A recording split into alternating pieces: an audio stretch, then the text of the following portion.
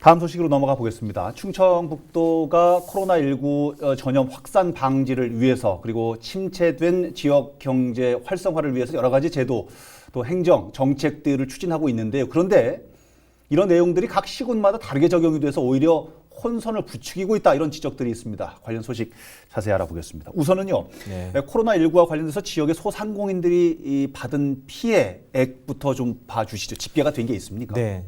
지난 2월부터 최근까지 충청북도에 소재하는 소상공인 그리고 기업체 등 어떤 경제적 피해를 일단은 다 조사를 해봤는데요. 5,002억 4천만 원여로 여만 원을 지금 집계가 됐습니다. 5천억이 넘는 걸로요? 맞습니다. 굉장하군요. 그리고 그 안에서 특히 가장 피해를 보신 분들이 이제 소상공인인데요. 3,880억 원 정도의 피해가 지금 추산되고 있고요. 엄청나군요. 기업체 피해는 약 1,080억 정도가 추산되고 있습니다. 그리고 관광업계 피해도 상당히 발생했는데 42억 정도가 발생했다고 합니다. 그렇군요. 알겠습니다. 여러 가지 소상공인들의 어려움을 위해서 정부나 지자체나 광역지자체, 기초지자체 할 것 없이 지원책들을 많이 마련을 해놓고 있는데, 충청북도에서 소상공인의 고정 비용을 이제 지원을 해주겠노라, 신청을 해라, 이렇게 했다고 그러는데요. 얼마나 접수가 됐는지 궁금합니다.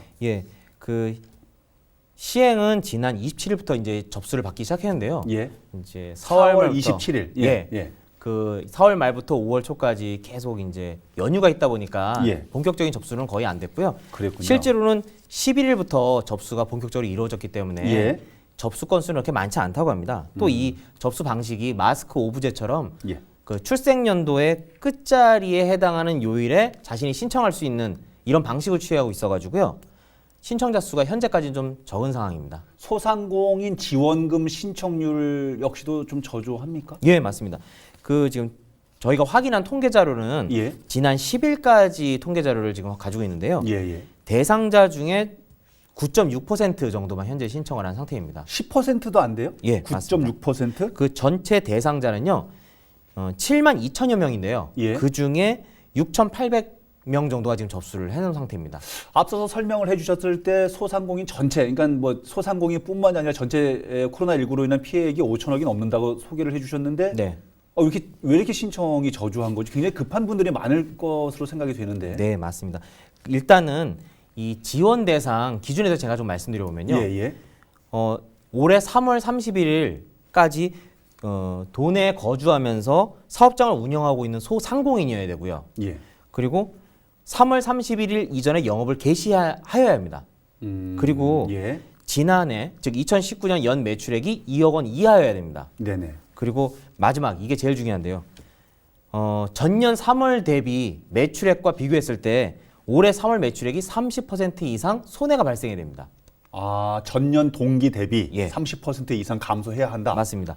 근데 대부분 신청하시는 분들이 지금 제가 말씀드린 이 30% 매출 하락 조건, 이거를 충족을 못 시키기 때문에 신청을 제대로 못 하시는 것 같아요. 그죠. 언론에 나오는 건 뭐 절반 이상 줄었다, 10%도 안 된다, 뭐 이런 얘기도 많이 하시는데 실제는 이제 그런 상황. 어쨌든 소상공인들 입장에서는 항의를 막 빗발친다고 그러는데, 이런 이유 때문에 너무 조건이 까다롭고 어려워서 지원을 받기가 어렵다, 이런 이유 때문에 그런 겁니까? 한 가지 더 있습니다. 충청북도에 11개 시군이 있습니다. 근데 시군별로 우리가 지원해주는 소상공인의 그 대상이 각각 다르다라는 거예요. 그러니까 제가 이제 그 정보까지는 확인을 못했습니다만 제가 개인적으로 추측해보기엔 그럴 수 있을 것 같아요. 도심 지역이냐 농어촌 지역이냐에 따라 좀 더 발달해 있는 소상공인이 다를 수 있잖아요. 다를 수 있겠죠. 그리고 타격을 받는 상공인이 또 다를 수 있잖아요. 그러다 보니까 어디 쪽에서는 학원 쪽을 좀 더 이렇게 지원해주고, 어디 쪽은 좀 이렇게 음식점을 좀 더 지원해주고, 그런 방향이 좀 다를 수 있을 것 같습니다. 이런 것 때문에 도에서는 지원을 하겠노라라고 이제 발표를 해놨는데 실제 현장에서는 잘 맞지 않고, 더더군다나 시군이 또 서로 다르게 적용이 되고, 당연히 도민들 입장에서는 혼란스럽겠습니다. 그리고 한 가지 더 말씀드리면요, 이 부분은 좀 참고가 돼야 될 것 같은데요. 지금 청주시와 진천군 같은 경우에는 사회적 거리두기에 동참한 유흥업소를 대상으로 해서 그 휴업 보상금을 지급 중에 있고요. 증평군은 이 지금 보상금 제도를 검토 중에 있습니다. 그러니까 아. 세 군데는 지금 시행을 하고 있거나 검토 중에 있는데 예, 예. 나머지 8개 시군은 아예 검토나 계획 자체를 하고 있지 않아요. 그러면 도에서 진행한다는 사업 취지가 맞지가 않는 거네요. 그렇죠. 그러니까 그 나머지 8개 시군에 있는 소상공인 입장에서는 볼멘 소리가 나올 수밖에 없죠. 누구는 주고 누구는 주지 않냐. 청주시 같은 경우에는 진천군 같은 경우에는 하는데 왜 나는 여기서 못 받고 있냐. 그렇죠, 그렇죠. 분명- 거기는 충북 도민이고 여기는 아니냐. 그렇죠. 당연히 그런 항의를 할 수 있겠네요. 네. 아, 그렇군요. 그런 일이 벌어지면 안 될 것 같은데요. 이 얘기도 또 나와요. 지금 정부에서 이태원 클럽발 코로나19 확진자가 늘고 있으니까 집합 금지 명령을 내렸잖아요. 이 말이 네. 좀 어렵긴 합니다. 어쨌든 뭐 영업을 그만하지 말아라 이런 취지 같은데 충북도에서도 이걸 취지에 맞는다 해가지고 같이 시행을 하는 모양이에요. 네, 맞습니다. 근데 일부 상공인들은 최악의 행정명령이다. 이렇게 지적을 하는 분들도 꽤 많다고 합니다. 네, 왜 그렇습니까?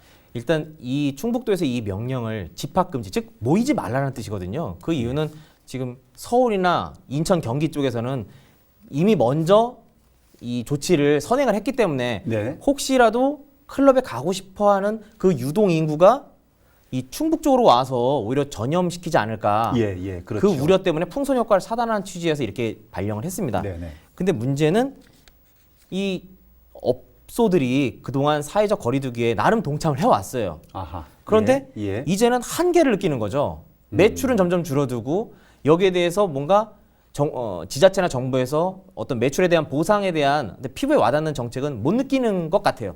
그리고 더군다나 피로감도 이제 증가하고 있고요. 예. 그러다 보니 이 긴급명령 발동했음에도 불구하고요. 그 시행 첫날 그 유흥업소 인근에는 계속 영업을 하고 있다라는 거예요. 그리고 뭐 무색하네요. 행정명령 취지가. 차라리 기존에는 그 장부를 마련해가지고 그 방문자들이 뭐 이렇게 자기 인적사항을 적는 거 적도록 있잖아요. 해놨잖아요. 예, 예. 의무적으로 그렇게 했습니다. 예. 그런데 이것마저도 지금 하지 않을 우려도 있다라는 거예요. 아. 그렇기 때문에 최악의 조치다. 나중에 혹시라도 발병이 됐을 경우에는 예. 이거 역학조사도 이거 못할 수 있는 우려가 있는데 왜 이런 좀 잘못 판단한 게 아닌가 얘기를 하는데요. 이건 좀 보는 시각에 따라 좀 다를 수 있을 것 같습니다. 그렇군요. 알겠습니다. 감염병이 발병을 하게 되면 나뿐만이 아니라 걷잡을 수 없게 피해가 커집니다. 이 때문에 조심하자는 건데요. 좀 적극적으로 동참을 했으면 좋겠습니다. 오늘 도움 말씀 함께 나눠주신 박재성 변호사였습니다. 말씀 감사합니다. 감사합니다.